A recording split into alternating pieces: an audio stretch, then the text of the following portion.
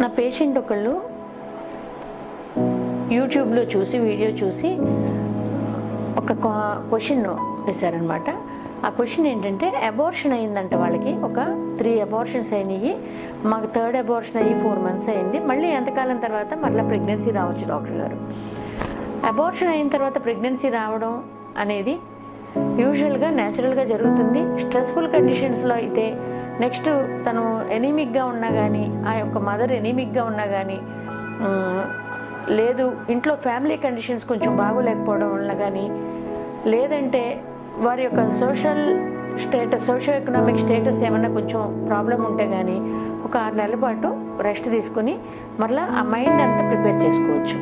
కానీ అబార్షన్ తర్వాత న్యాచురల్గా ప్రెగ్నెన్సీ వస్తే వెంటనే మంచి డాక్టర్ దగ్గరికి వెళ్ళి మీరు చూపించుకోవాల్సి వస్తుంది. అయితే ఏంటంటే, అబార్షన్ తర్వాత ప్రెగ్నెన్సీ రాకూడదు అనేది ఏం లేదు, కానీ మీ కండిషను, మీ మానసికమైన స్థితి దానికి ఆరోగ్యంగా స్పందించగలగాలి. భయం ఉండకూడదు. వెంటనే మరలా మనకి అబార్షన్ అయిపోతుందేమో అని భయం ఉండకూడదు. అబార్షన్ అవ్వడానికి అనేకమైన కారణాలు ఉంటాయి.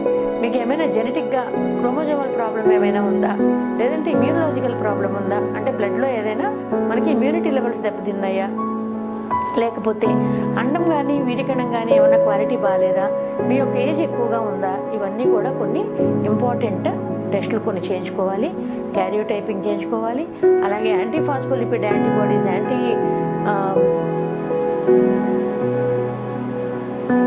యాంటీసిస్టమిక్ SLE యాంటీబాడీస్, ఇవన్నీ కూడా కొన్ని ఏమైనా ప్రాబ్లమ్స్ ఉన్నాయేమో, లేదంటే ఏమైనా కనెక్టివ్ టిష్యూ డిజార్డర్స్ ఉన్నాయా అవి కూడా మనం చెక్ చేయించుకోవాలి.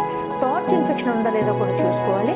ఇవన్నీ కూడా కొన్ని ఇంపార్టెంట్ టెస్టులు చేసిన తర్వాత, లేదంటే కొంతమందికి ఒక్కొక్కసారి ఏమైనా బ్లడ్లో కొన్ని ప్రాబ్లమ్స్ ఏమైనా ఉన్నాయా అనేది కూడా మనం తెలుసుకోగలగాలి. ఇవన్నీ తెలుసుకుని ఏ ప్రాబ్లం లేకుండా ఉంటే మీ ఇష్టమైతే మీరు ఇమీడియట్గా 2-3 నెలల్లోనే కన్సీవ్ అవ్వచ్చు. కానీ మీరు 2 సార్లు కానీ 3 సార్లు కానీ అబార్షన్ అయితే డెఫినెట్గా కొన్ని పరీక్షలు చేయించుకున్న తర్వాత మాత్రమే ప్రెగ్నెన్సీ రావడానికి అనుకూలంగా మీరు తయారవ్వాలి.